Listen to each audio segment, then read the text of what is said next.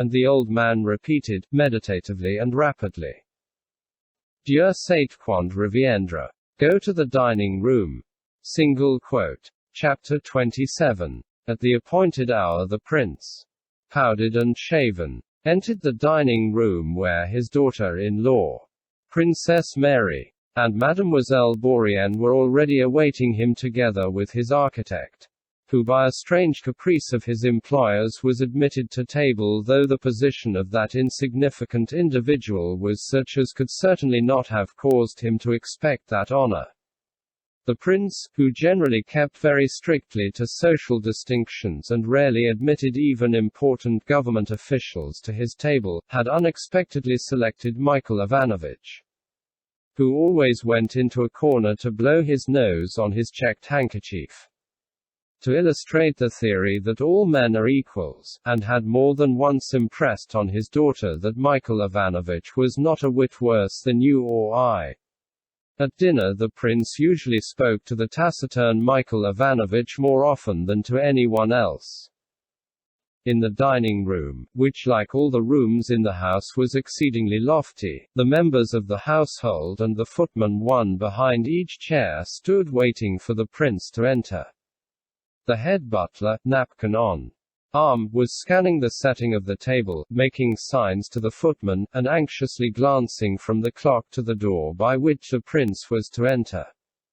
Prince Andrew was looking at a large gilt frame, new to him, containing the genealogical tree of the Princes Bolkonsky, opposite which hung another such frame with a badly painted portrait, evidently by the hand of the artist belonging to the estate, of a ruling prince, in a crown, an alleged descendant of Rurik and ancestor of the Bolkonskys. Prince Andrew, looking again at that genealogical tree, shook his head, laughing as a man laughs who looks at a portrait so characteristic of the original as to be amusing. "How thoroughly like him that is," he said to Princess Mary, who had come up to him. Princess Mary looked at her brother in surprise. She did not understand what he was laughing at. Everything her father did inspired her with reverence and was beyond question. "Everyone has his Achilles heel," continued Prince Andrew. "Fancy, with his powerful mind, indulging in such nonsense." Single quote. Princess Mary could not understand the boldness of her brother's criticism and was about to reply, when the expected footsteps were heard coming from the study. The prince walked in quickly and jauntily as was his wont, as if intentionally contrasting the briskness of his manners with the strict formality of his house. At that moment the great clock struck 2 and another with a shrill tone joined in from the drawing-room. The prince stood still. His lively glittering eyes from under their thick, bushy eyebrows sternly scanned all present and rested on the little princess. She felt, as courtiers do when the Tsar enters, the sensation of fear and respect which the old man inspired in all around him. He stroked her hair and then patted her awkwardly on the back of her neck. "I'm glad to see you," he said, looking attentively into her eyes, and then quickly went to his place and sat down. Sit down, Michael Ivanovich." Single quote. He indicated a place beside him to his daughter-in-law. A footman moved the chair for her. "Ho, ho," said the old man, casting his eyes on her rounded figure. "You've been in a hurry. That's bad." Single quote. He laughed in his usual dry, cold, unpleasant way, with his lips only and not with his eyes. "You must walk as much as possible, he said. The little princess did not wish to hear his words. She was silent and seemed confused. The prince asked her about her father, and she began to smile and talk. He asked about mutual acquaintances, and she became still more animated and chatted away, giving him greetings from various people and retailing the town gossip. "Countess Apraxina, poor thing, has lost her husband and she has cried her eyes out," she said, growing more and more lively. As she became animated, the prince looked at her more and more sternly. And suddenly, as if he had studied her sufficiently and had formed a definite idea of her, he turned away and addressed Michael Ivanovich. Well, Michael Ivanovich, our Bonaparte will be having a bad time of it. Prince Andrew, he always spoke thus of his son, has been telling me what forces are being collected against him, while you and I never thought much of him. Single quote. Michael Ivanovich did not at all know when you and I had said such things about Bonaparte. But understanding that he was wanted as a peg on which to hang the prince's favorite topic, he looked inquiringly at the young prince, wondering what would follow. He is a great tactician, said the prince to his son, pointing to the architect. And the conversation again turned on the war, on Bonaparte, and the generals and statesmen of the day. The old prince seemed convinced not only that all the men of the day were mere babies who did not know the ABC of war or of politics, and that Bonaparte was an insignificant little Frenchie, successful only because there were no longer any Potemkins or Suvorovs left to oppose him. But he was also convinced that there were no political difficulties in Europe and no real war, but only a sort of puppet show at which the men of the day were playing, pretending to do something real. Prince Andrew gaily bore with his father's ridicule of the new men, and drew him on and listened to him with evident pleasure. The past always seems good, said he, but did not Suvorov himself fall into a trap Moreau set him, and from which he did not know how to escape? Single quote. Who told you that? Who? Cried the prince. Suvorov. And he jerked away his plate, which Tihon briskly caught. Suvorov. ... Consider Prince Andrew. 2. ...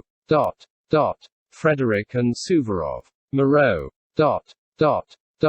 Moreau would have been a prisoner if Suvorov had had a free hand. But he had the Hofkriegswurst Schnapsrath on his hands. It would have puzzled the devil himself. When you get there you'll find out what those Hofkriegswurst Raths are. Suvorov couldn't manage them, so what chance has Michael Kutuzov? No, my dear boy, he continued, you and your generals won't get on against Bonaparte. You'll have to call in the French, so that birds of a feather may fight together.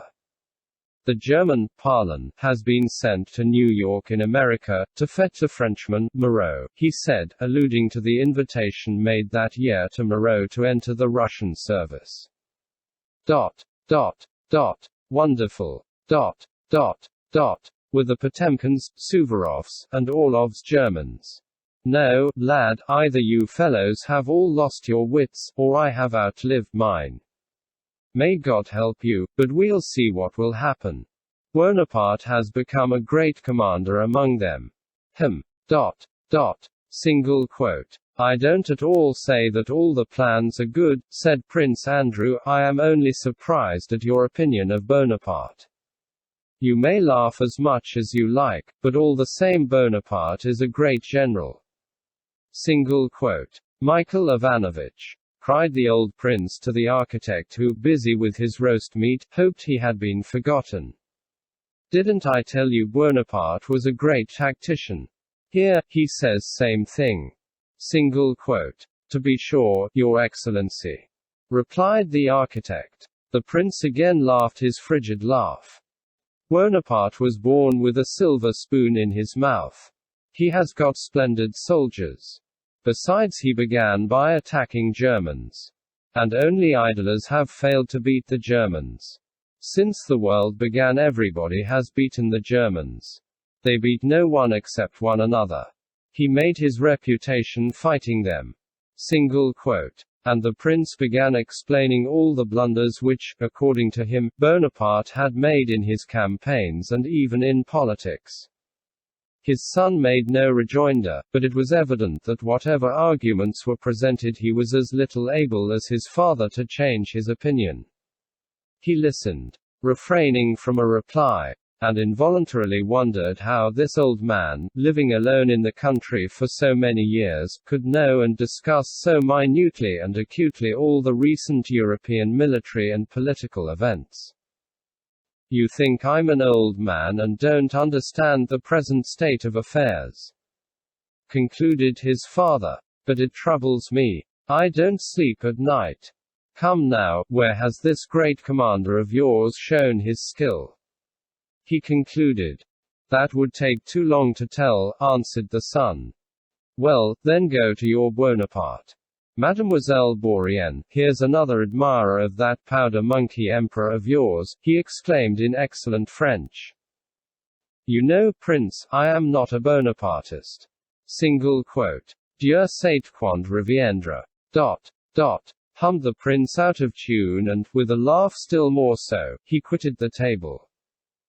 The little princess during the whole discussion and the rest of the dinner sat silent, glancing with a frightened look now at her father-in-law and now at Princess Mary. When they left the table she took her sister-in-law's arm and drew her into another room. What a clever man your father is, said she. Perhaps that is why I am afraid of him. Oh, he is so kind, answered Princess Mary. Chapter 28. Prince Andrew was to leave next evening. The old prince, not altering his routine, retired as usual.